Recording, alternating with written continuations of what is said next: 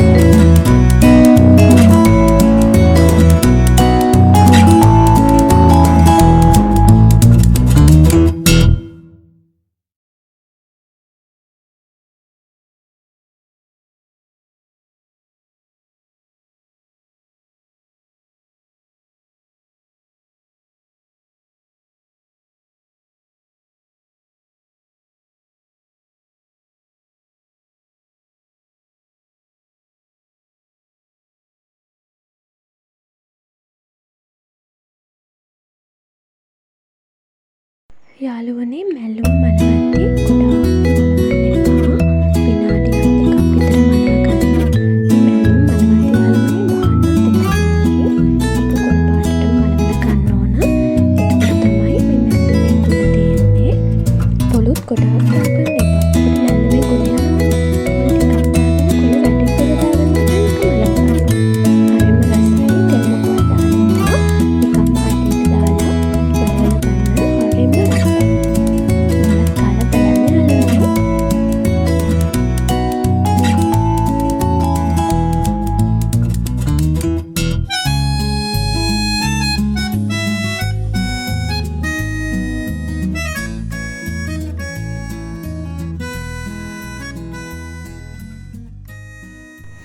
මෙන්න මේක තමයි යාළුවනේ මගේ සිම්පල් ඩිනර් එක.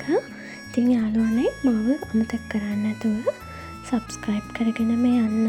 මාව මෙච්චර වෙලා බලන් හිටපු ඔයාලා හැමෝටම තෙරුවන් සරණයි.